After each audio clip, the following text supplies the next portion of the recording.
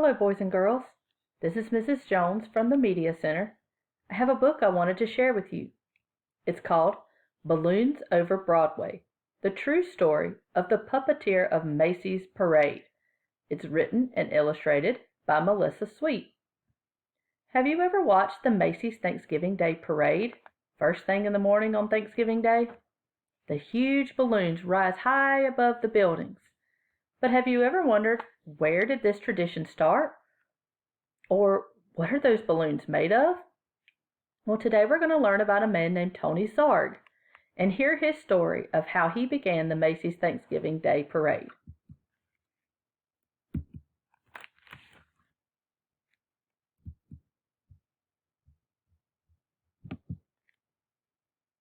This is a picture of Tony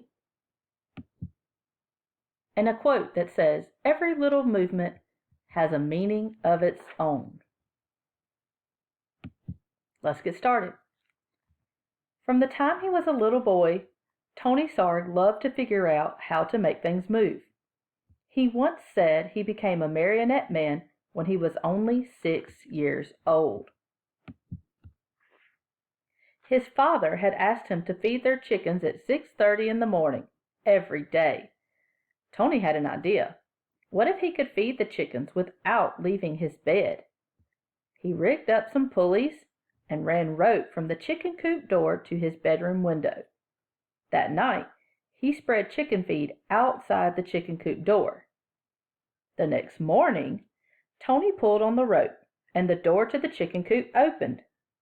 The chickens ate their breakfast. Tony stayed snug in his bed, and his dad, so impressed, never made Tony do another chore. When Tony grew up, he moved to London, where he discovered that no one was making marionettes for kids anymore. So out of wood, cloth, and strings, Tony began to make puppets. He figured out ways to make his marionettes move so lifelike that they performed as if they were real actors. Word soon spread about Tony's amazing marionettes. When Tony moved to New York City, the Tony Zarg marionettes began performing on Broadway. In the heart of New York City, in Herald Square, was the biggest store on earth, R.H. Macy's department store. Macy's had heard about Tony's puppets and asked him to design a puppet parade for the store's holiday windows. So Tony made new puppets based on storybook characters, then attached them to gears and pulleys to make them move. In Macy's Wondertown windows, Tony's mechanical marionettes danced across the stage as if by magic. All day long they performed to shoppers jostling for a better look. But Macy's had an even bigger job in store for Tony.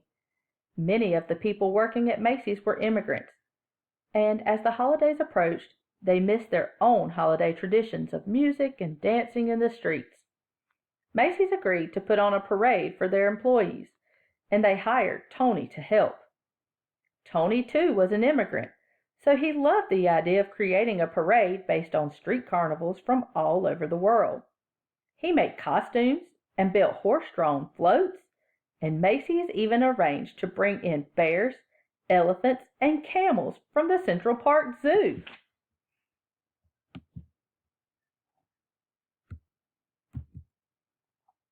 The animals joined hundreds of Macy's employees on Thanksgiving Day, 1924, winding their way from Harlem to Herald Square. It was a dazzling parade. In fact, Macy's first parade was such a success that they decided to have one every year on Thanksgiving Day to celebrate America's own holiday. Each year the parade grew, but when Macy's brought in lions and tigers, in addition to the bears, elephants, and camels, the animals roared and growled and frightened the children. "Tony, can you think of something spectacular?" "Okay." Macy's asked Tony to replace the animals. Tony hoped to replace the animals with some kind of puppets, but his marionettes were less than 3 feet tall. He would have to make much larger puppets in order for them to be seen in the parade. And how could he make them strong enough to hold up in bad weather, yet light enough to move up and down the streets? Tony knew of a company in Ohio that made blimps out of rubber, the perfect material for any weather. When he called the company and showed them his sketches, they agreed to make what Tony wanted. Still, how would Tony make his big puppets move? Then Tony had an idea from an Indonesian rod puppet in his toy collection. On Thanksgiving Day, Tony's creatures, some as high as 16 feet, spilled into the streets, and the crowds cheered wildly. Part puppet, part balloon, the air-filled rubber bags wobbled down the avenues, propped up by wooden sticks. But now the sidewalks were so packed with people that only those in the first few rows could really see the parade.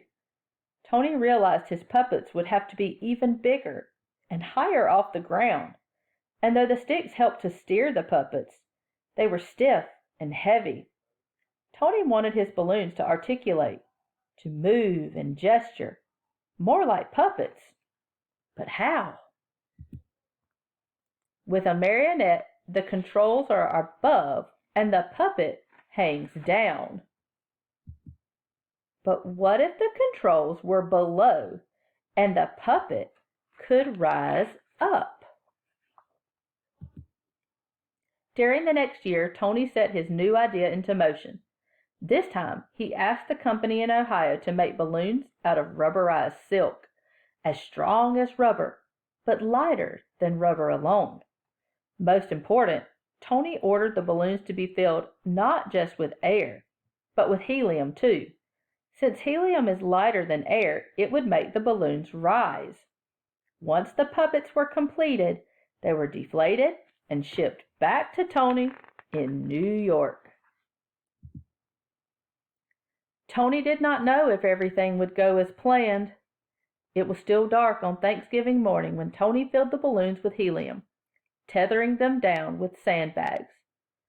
By 1 p.m., the sidewalks were packed with people ready for the parade. Then, one by one, Tony cut the lines to the sandbags. Let's have a parade! And the magnificent upside-down marionettes rose up to the skies. Nodding and waving to the crowds below, they sailed past Central Park and sallied down the Broadway. They shimmied and swayed through the canyons of New York City. High above the crowds, they flounced in the afternoon wind, pulling the rope handlers this way and that. Yet with every heave-ho, the balloons gestured and articulated like wild puppets, and the crowd screamed for more. After the balloons were eased under the L, they ended in front of Macy's at Tony's Wondertown windows. It was a parade New Yorkers would never forget. And from that day on, every Thanksgiving morning, crowds have lined the sidewalks of New York City to see what new balloons would rise to the skies for Macy's famous parade.